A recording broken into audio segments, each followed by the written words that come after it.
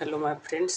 आज हम लोग क्लास नंबर 4 समय और दूरी का मॉक टेस्ट लेकर आए हैं और इस मॉक टेस्ट में सभी प्रकार के सवालों को देखने के लिए मिलेगा। हर एक प्रकार के हर एक टाइप का सवाल, जितने भी टाइप हम लोग पढ़े हैं सभी टाइप के सवाल इस मॉक टेस्ट में हम लोग देखेंगे।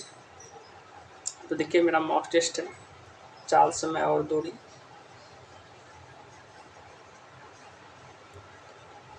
चार समय और दूरी, स्पीड, टाइम एंड डिस्टेंस। ये क्वेश्चन को हम पहले सॉल्व कर चुके हैं और समझा देते हैं क्वेश्चन को कैसे सॉल्व किया है। बाकी सब क्वेश्चन सॉल्व करेंगे अभी। जस्ट कहते हैं 3 कारों की चाल 2:3:4 के अनुपात में है। समान दूरी तय करने में इन कारों द्वारा लिए गए समान समय में क्रमशः अनुपात क्या हुआ। यानी कि चाल का मान दे चुका है 2:3:4 के अनुपात दे चुका है चाल का मान। समय पूछा, जब मैं समय जानते हैं चाल का जस्ट उल्टा होता है। यदि कोई व्यक्ति बिंदु ए से कोई व्यक्ति बिंदु बी तक जाता है, यदि वो स्पीड दौड़ेगा कम समय लगेगा, टाइम कम लगेगा। यदि वो कम चाल से जाएगा तो समय ज़्यादा लगेगा। बात सही है कि नहीं? उसी प्रकार है, चाल का हमेशा विपरीत समय होता है। अगर हमको 2 का समय निकालना होगा, 2 को झाँप लेंगे, 4 गुना 3 12।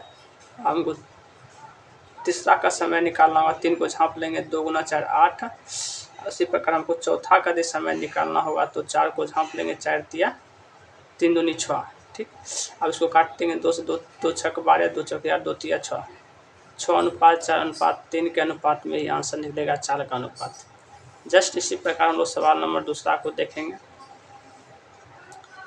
सवाल नंबर दूसरा ये क्या करता है,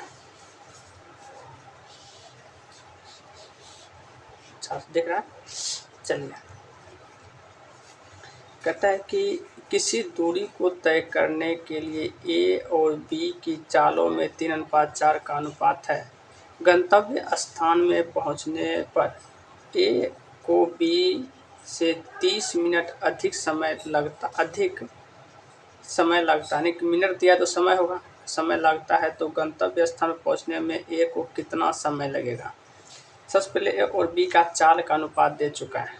ए है, इधर बी है। ठीक, अनुपात में दिया है चाल का मान।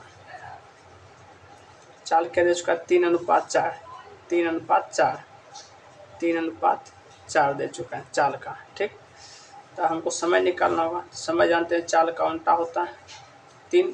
अगर इसका हमको समय निकालना होगा तो इसको झाँप देंगे, जो बचेगा उसको लिख देंगे। अगर हमको बी नंबर का समय निकालना हो तो समय बी वाला को झाँप देंगे और जो बचेगा उसको लिख देंगे 3। ये मेरा समय का अनुपात निकल गया। और यहाँ कहता है ए और बी से 30 मिनट अधिक है। ए जो है ना बी से 30 मिनट अधिक है। ए बी से 30 मिनट अधिक है, 30 मिनट अधिक है। ठीक, देखो यहाँ कहता है ए बी से 30 मिनट अधिक है। ए बी से 30 मिनट अधिक है ये, तो अपना ए बी से कितना मिनट अधिक है, 1 मिनट अधिक है। गुना क्या पूछ रहा है, ए को कितना समय लगा। यहाँ ए का समय 4 है, 4 से गुना कर दे, 4 तिया 12, 120 मिनट यानी कि 2 आवर। देखिए 2 आवर घंटा आंसर है। चलिए, ठीक, कितना सटीक आंसर निकला है। सेम इसी प्रकार हम लोग नेक्स्ट सवाल को देखेंगे। ठीक, देखिए सवाल क्या कहता है। कहते हैं एक आदमी वास्तविक चाल से 6/7 चाल से चलता है। वास्तविक चाल के 6/7 चाल से चलता है तो 12 मिनट लेट जाता है।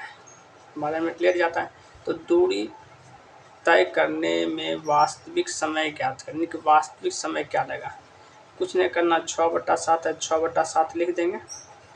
ठीक, और ये ऊपर वाला हमेशा वास्तविक होता है, वास्तविक मानता ऊपर वाला। ठीक, और यहाँ कहता है 12 मिनट लेट लगता है। यहाँ 12 मिनट, सॉरी, हाँ 6/7 है। देखो 12 मिनट लेट लगता है। यहाँ देखो जैसे कितना माइनस है, कितना कम है, कितना कम है, 1 कम है। 1 से गुना कर देंगे, 1 से भाग देंगे, और वास्तविक समय जैसे पूछेगा ऊपर वाले से गुना कर देना है। 72 यानी कि 1 घंटा 12 मिनट। टाइम लगेगा, 1 घंटा 12 मिनट टाइम लगेगा, जो कि मेरा आंसर यहाँ दे चुका है, 1 घंटा 12 मिनट। अगला प्रकार के सवाल को हम लोग देखेंगे।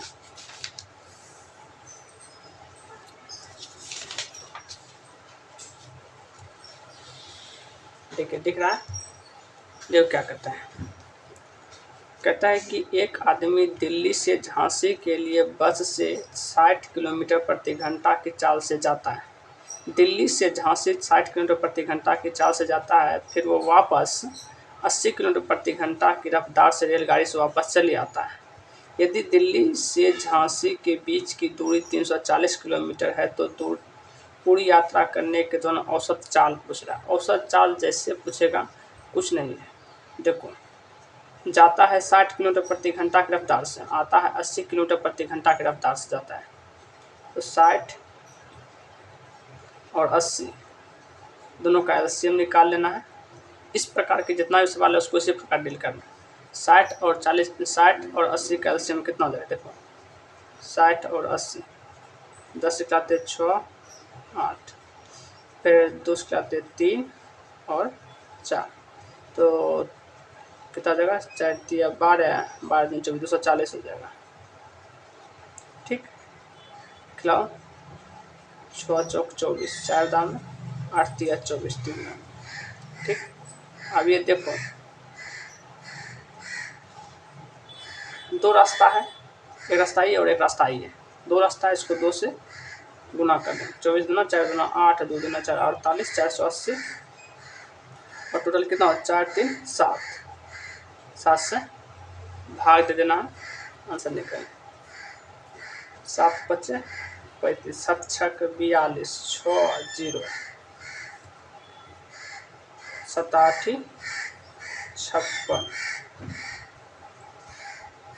4/7 किलोमीटर प्रति घंटा, यही आंसर आएगा। ठीक, इसको भाग दीजिएगा तो यही आंसर आएगा। कितना सटीक आंसर, जो भी दिया होगा मान उसको लिख कर उसका एलसीएम निकाल लेना है। रास्ता 2 है, 2 से गुना कर देना है, 480 आएगा, और इन दोनों का ऐड कर देना है, ये दोनों का ऐड कर देना है, 4 3 7, 7 से भाग दे देना है, जो आएगा उसको वही आंसर निकल देगा। सेम सवाल हम देखते हैं। अगला टाइप का सवाल देखिए,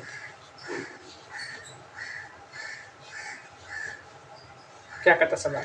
कहता है एक व्यक्ति 80 किलोमीटर की दूरी 60 किलोमीटर प्रति घंटा की रफ्तार से तय करती है, अगली 50 किलोमीटर की दूरी 40 किलोमीटर प्रति घंटा की रफ्तार से तय करती है, तथा अंतिम 60 किलोमीटर की दूरी 80 किलोमीटर प्रति घंटा की चाल से तय करते हैं, तो उसकी औसत चाल पूछ रहा है। सेम पूछ रहा है, औसत चाल पूछ रहा है। तो औसत चाल बराबर क्या होता है, कुल दूरी बटा कुल समय। अगर चाल का मान पूछेगा तो एक फार्मूला हम जानते हैं, कुल दूरी बटा कुल समय होता है। ठीक, तो देखिए औसत चाल लिख देंगे, औसत चाल, औसत चाल कुल दूरी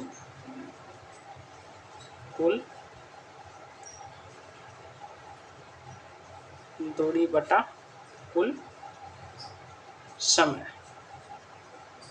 ठीक, तो कुल दूरी देखिए 80 किलोमीटर की दूरी तय करता है 60 किलोमीटर, फिर 50 किलोमीटर दूरी है, फिर 60 किलोमीटर दूरी, ये सब दूरी है। दूरी सब ऐड कर देंगे, 80 प्लस 50 प्लस 60। समय निकालना होगा, कुल दूरी बट्टे कुल समय कर दें, 80/60, 80/60 प्लस कर दें 50 किलोमीटर दूरी 40 किलोमीटर प्रति घंटा का रास्ता तय करता है, तो 50 बटा कुल दूरी बटा कुल चाल, तो 50/40, 50/40 प्लस 60/80, 60/80 काटते हैं, 20 तिया 60, 20 चौके 80, 0 0 कट जाएगा यहाँ, 20 चौक 80, 20 तिया 60, कुछ नहीं इधर लिखना है।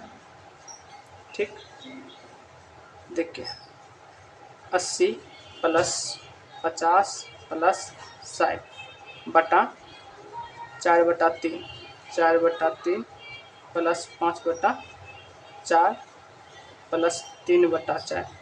इन सब का एलसीएम यदि निकालेंगे तो 12 आएगा। 4 3 4 4 का एलसीएम 12 आता है। इस सब को ऐड कर देना है। 6 5 11 8 19 190 बटा इस सब का एलसीएम यदि हमको 12 आया, 3 चौक 12 4 चौक 16 प्लस 4 तिया 12 5 तिया 15 प्लस 4 तिया 12 3 तिया 9। अब देखो 190 गुना ई थी में भाग में इधर जगह ऊपर चल जाएगा तो गुना चल जाएगा 12 बटा इस सब को ऐड कर देना है। ऐड करेंगे तो कितना आएगा, तो 9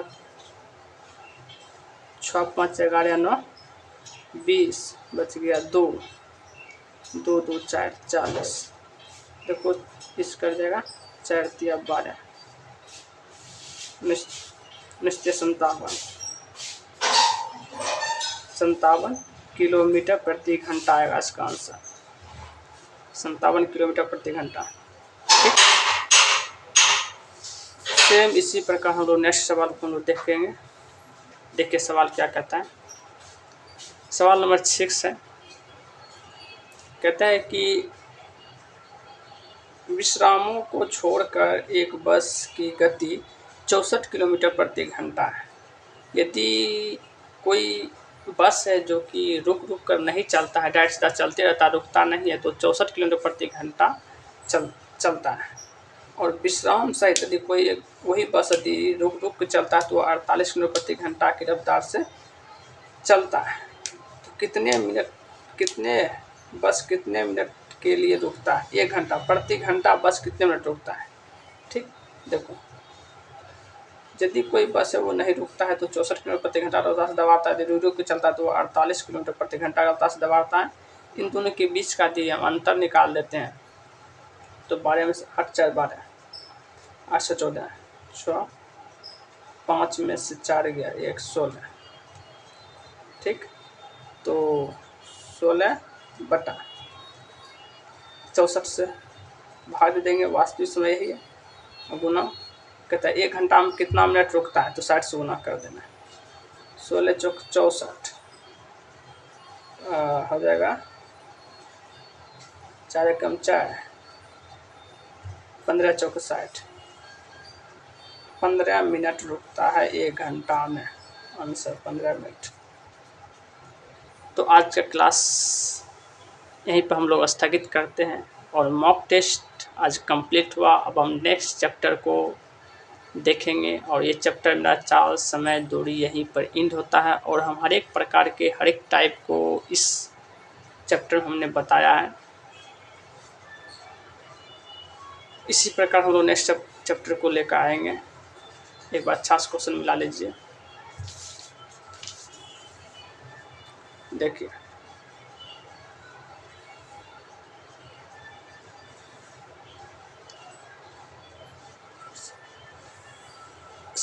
आंसर तब है सुना ले। इसी प्रकार हम लोग नेक्स्ट चैप्टर आप लेकर आएंगे, कोई भी एक चैप्टर। और कॉम्पिटिटिव एग्जाम में जितना भी चैप्टर से जितना भी क्वेश्चन पूछे जाते हैं सबका हम प्रीवियस ईयर क्वेश्चन भी लेकर आने वाले हैं। धन्यवाद, नमस्कार, जय हिंद, राधे राधे।